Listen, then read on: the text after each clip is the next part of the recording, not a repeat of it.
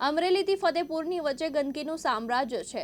Road ઉપર લોકોને નીકળવું પણ મુશ્કેલ છે। એટલી ગંદકી છે કે ગંદકી અમરેલી નગરપાલિકાએ કરેલી ગંદકી છે, કારણ કે અમરેલી સિટીનો તમામ કચરો ત્યાં નાખવામાં આવે છે, એટલે ત્યાંના સ્થાનિક લોકોમાં રોષ જોવા મળ્યો છે।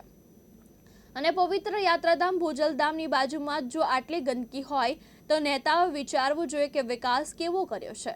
અમરેલીના ધારાસભ્ય, સાંસદ સભ્ય, સ્થાનિક તાલુકાના સભ્ય, જિલ્લાના સભ્યને વિનંતી છે કે કચરો ત્યાંથી હટાવવા માટે બાહેંધરી આપી હતી। જય શ્રી રામ, જય ભોજલરામ। આજે અમરેલી જિલ્લાનું અને ગુજરાતની અંદર સૌથી મહાન સંત પૂજ્ય ભોજલરામ બાપાની જગ્યા અમરેલીથી 3 કિલોમીટર દૂર આવેલી છે। આ જગ્યા એટલે ભોજલરામ બાપા એટલે પૂજ્ય જલારામ બાપા અને વાલમરામ બાપાના ગુરુ, મહાન સમાજ સુધારક સંત, જેમણે આજથી 200 વર્ષ પહેલાં ચાબખા સમાજને મારી અને ધર્મને રસ્તે વાળવા માટે ભગીરથ પ્રયત્ન કરેલો।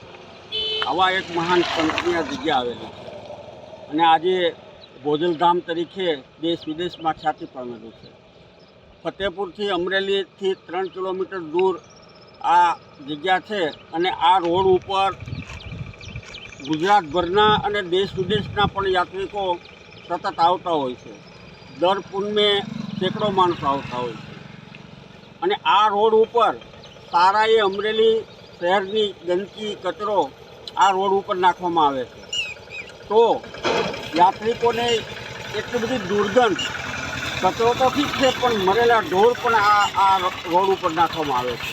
તો આ સત્વરે બંધ થાય।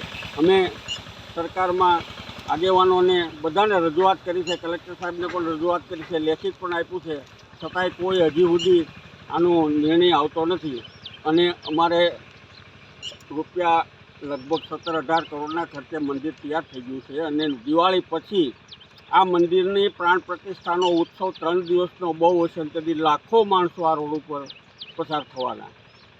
તો એ પહેલાં જેમ બને એમ સત્વરે આ ગંદકી અહીંથી દૂર થાય એવી અમારી ખાસ આ તંત્રને વિનંતી છે। બસ જય ભોલેનાથ। ભરત ગોંડલિયા, દિવ્યાંગ ન્યૂઝ, અમરેલી।